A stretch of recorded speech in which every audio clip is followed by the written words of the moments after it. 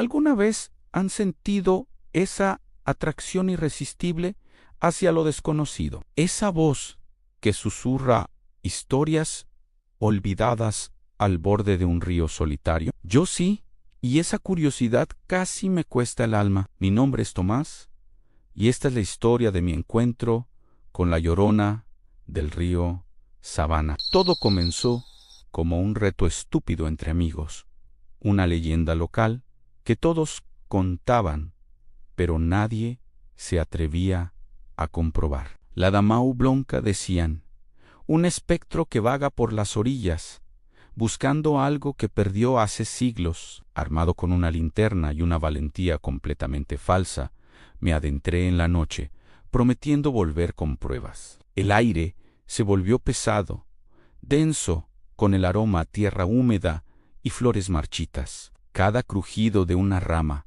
cada susurro del viento entre los árboles, parecía formar su nombre. El silencio de la noche no era pacífico, sino expectante, como si la propia naturaleza contuviera la respiración. Me acerqué a la orilla, donde la niebla danzaba sobre el agua oscura como un velo fantasmal. Mi corazón latía con fuerza, un tambor anunciando mi intrusión en su dominio.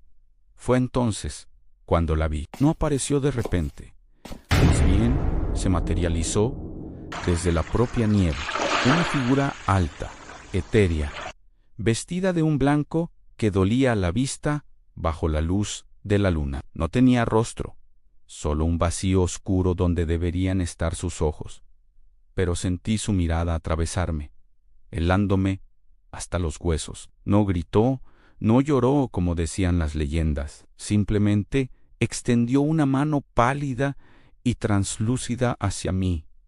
No era una invitación, era una orden. Un terror primitivo se apoderó de mí, un miedo que paraliza, que te roba el aliento y la voluntad. Quería coger, pero mis pies estaban anclados al suelo. Su presencia era abrumadora, una ola de tristeza y desesperación tan profunda que amenazaba con ahogarme.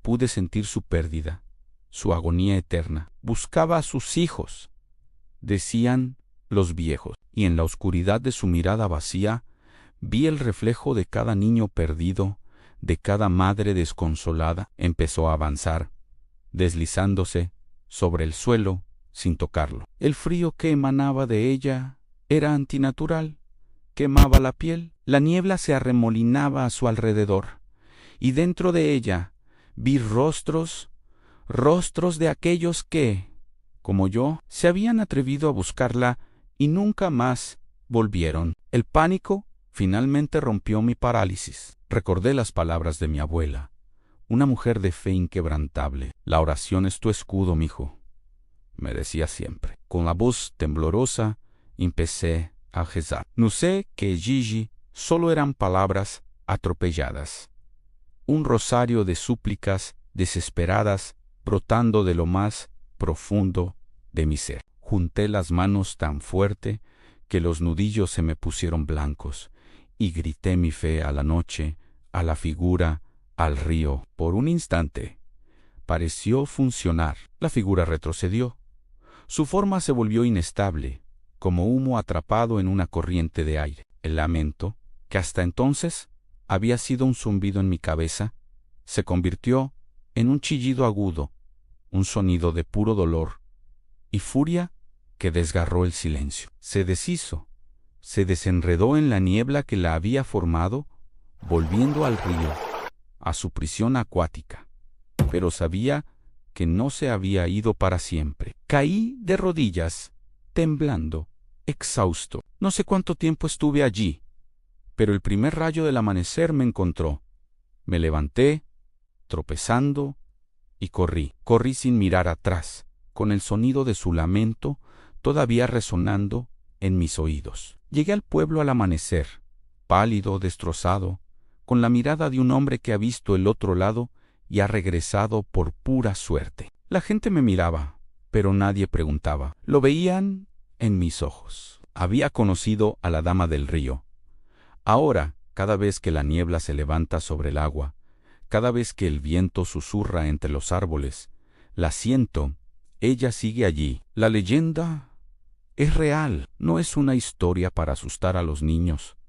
Es una advertencia. Algunos misterios es mejor dejarlos sin resolver. Ella todavía vaga, y siempre lo hará. No cometan mi error. No la busquen. Gracias por escuchar mi historia. Suscríbanse si quieren conocer más secretos que acechan en la oscuridad.